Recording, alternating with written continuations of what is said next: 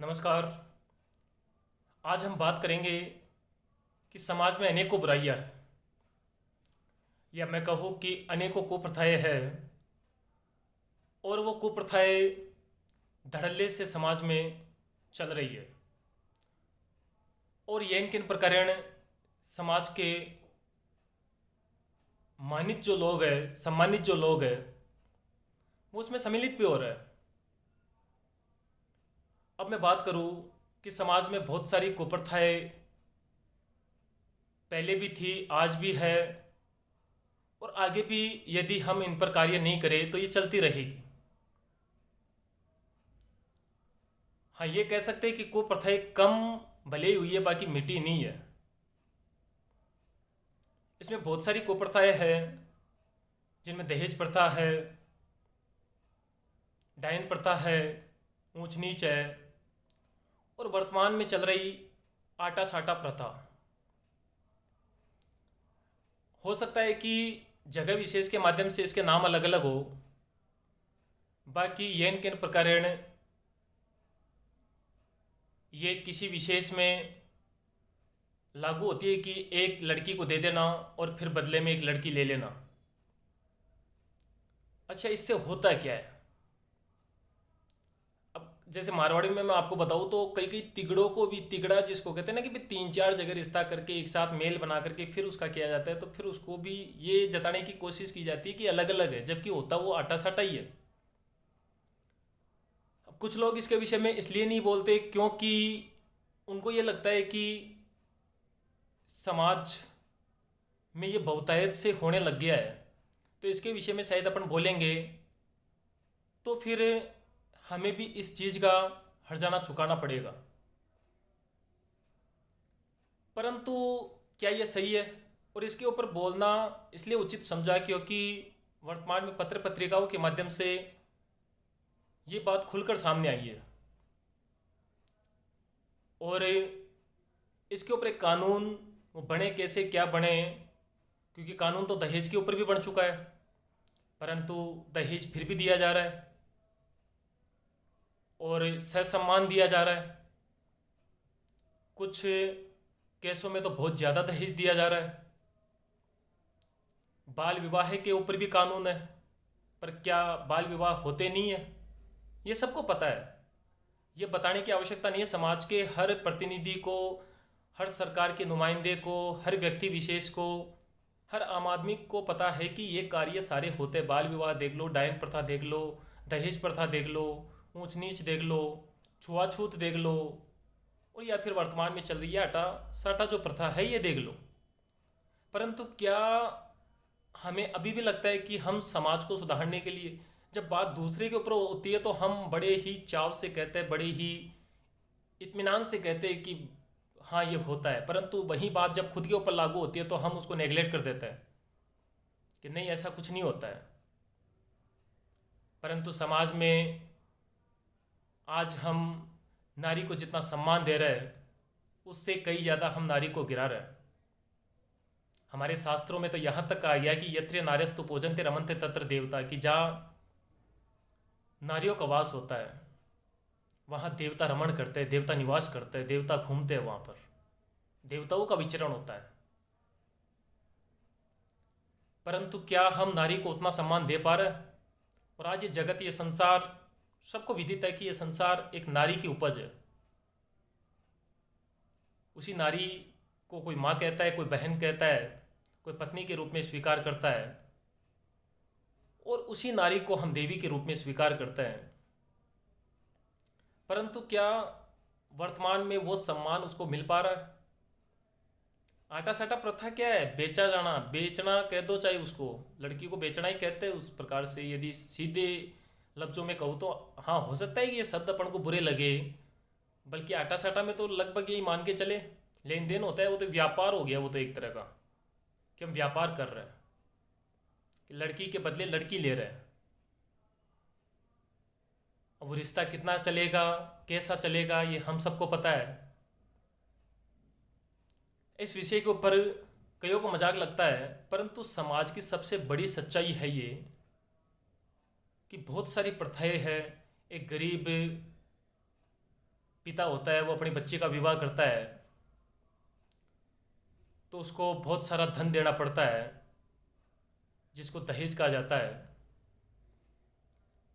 हाँ, यदि वो खुशी से दे तो चाहे करोड़ रुपए दे, यदि पिता खुश है तो वो चाहे करोड़ रुपए दे, कोई बात नहीं है, उसको दहेज नहीं कहेंगे। परंतु पिता देना नहीं चाहता है, सामने वाला लेना चाहता है, तो ये तो गलत है ना। आटा साटा में भी ये गलत नहीं है कि यदि लड़की राजी है, लड़की उस घर में जाना चाहती है और उसी के रिश्तेदारों में ऐसा नहीं होता है, सीधा सीधा आटा साटा भी नहीं। अच्छा, इसमें एक बड़ा दिमाग लगाया है बुजुर्गों ने। ये मैं बुजुर्गों के ऊपर तो नहीं कहूँगा, बाकी सभी ने दिमाग लगाया इसके ऊपर कि इस काम को फैला दिया गया है कि जैसे एक लड़की आपको वहाँ से मिलेगी, फिर आपको वहाँ पर अपना लड़का देना पड़ेगा, वहाँ से वो लड़की मिलेगी, इस प्रकार से उसको घुमा फिरा कर और फिर 3-4 रिश्तेदारों को मिला करके फिर उसको आटे साटे जो प्रथा है इसको अंजाम दिया जाता है।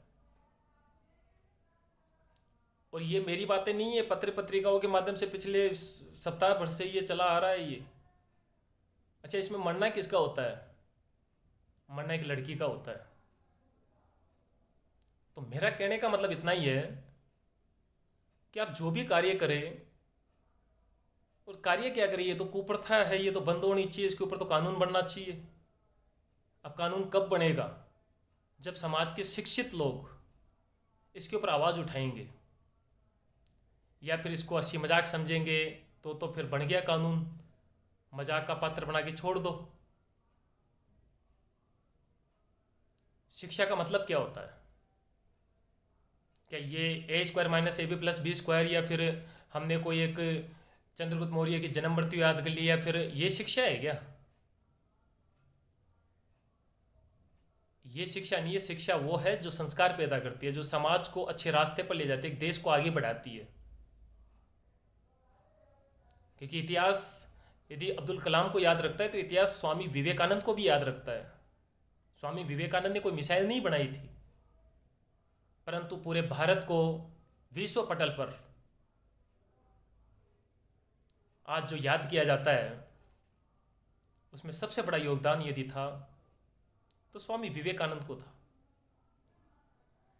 मैं ये नहीं कहता कि कौन बड़ा है कौन छोटा है, मेरा कहने का मतलब इतना है कि शिक्षा का जो आधार स्तंभ होता है वो संस्कार होता है, और जहाँ संस्कार नहीं होता है वहाँ शिक्षा कभी जन्म नहीं ले सकती है। तो आप सभी से आशा है कि ऐसे जो भी विचार है, जिस भी प्लेटफॉर्म के माध्यम से यदि आप रख सको तो रखें, और ऐसी प्रथाएं, ऐसी कुप्रथाएं समाज में बंद होनी चाहिए। क्योंकि पत्र पत्रिकाओं के माध्यम से पढ़ता है तो हमें लगता है कि वास्तव में ये गलत हो रहा है, परंतु आवाज़ कोई नहीं उठाना चाहता, और जो आवाज़ उठाना चाहता है उसको मजाक का पात्र बना दिया जाता है। तो इसमें यदि हर व्यक्ति अपने आप में सक्षम है, और हर व्यक्ति अपने आप में ये सोच लेगा कि ये कुप्रथाएं बंद होनी चाहिए, क्योंकि कुप्रथाएं बनाता भी व्यक्ति है और इसको ख़त्म भी व्यक्ति कर सकता है। समाज के कुछ नियम होते हैं, कुछ हम समाज में रहने के लिए, अच्छे जीवन को बिताने के लिए एक दायरा बनाते हैं, उस दायरे पर चलना हमारा कर्तव्य है। और यदि उस दायरे पर नहीं चल सकते तो इसका मतलब हम समाज से परे जा रहे हैं। परे जाने का मतलब हम समाज में कुप्रथाओं को जन्म दे रहे हैं। गलत क्या होता है? कोई कहता है कि गलत की परिभाषा क्या है? भाई, समाज जिसको स्वीकार नहीं करता, भाई कहते हैं ना कि मेरी वजह से कोई दूसरा व्यक्ति दुखी नहीं होना चाहिए, तो वहां पर वो व्यक्ति सही है। अब कोई कहता है कि किसी को मारना गलत है। अरे भाई, मारना गलत क्यों है? क्या बड़े बड़े युद्ध हुए, बड़े बड़े युद्धों में राजाओं ने युद्ध लड़ा, उसमें लोग मरे, तो क्या वो गलत थे क्या? वो एक जगह हो गई, भाई युद्ध में मारा जाना गलत नहीं है, तो कुछ गलत नहीं है। अपनी वजह से समाज दुखी होता है, कोई व्यक्ति विशेष दुखी होता है, और हम गलत कर रहे हैं, शास्त्रों के अनुसार शास्त्र संगत यदि हम नहीं कर रहे हैं तो वो गलत है। जैसे अहिंसा के बारे में कई लोग सोचते हैं कि अहिंसा क्या है, मतलब किसी को मारे नहीं, वो अहिंसा है। अरे भाई, तलवार गर्दन पर ही आ गई तो आप अपने बचाव के लिए जो कार्य करोगे तो वो भी तो अहिंसा में ही आता है। या अपनी गर्दन कटने दोगे? फिर तो आप डरपोक हो यदि आप उस पर हाथ नहीं, जैसे आपसे कोई बलवान व्यक्ति है, आपने ये कह दिया कि मैं तेरे को जा छोड़ता हूँ, छोड़ता क्या वो आपने अहिंसा थोड़ा दिखाया, आप तो डरपोक हो वहाँ पर। हाँ, आप अपने से छोटे को, आपसे ताकत उसमें कम है, फिर भी आप कहते हो कि जब मैंने तेरे को माफ़ किया, तो वो क्या है? वो है अहिंसा। खैर ये बातें तो बहुत बड़ी हो जाएगी फिर, परंतु समाज में कुछ कुप्रथाएं हैं, इनका अंत अति आवश्यक है, और इसके विषय में समाज के हर व्यक्ति विशेष को आवाज़ उठानी चाहिए। और मैं मानता हूँ कि शायद ऐसी आवाज़ें उठेगी तो समाज एक नई दिशा और दशा की ओर अग्रसर होगा। ऐसी ही चर्चाओं के लिए, परिचर्चाओं के लिए, ये एक वैसे तो टाइम पास के लिए है ये, परंतु ऐसी चर्चाओं के लिए ये चैनल बनाया गया है। अब करें क्या लॉकडाउन में? तो इससे जुड़ोगे तो शायद ऐसे विचार आपको प्राप्त होंगे। धन्यवाद।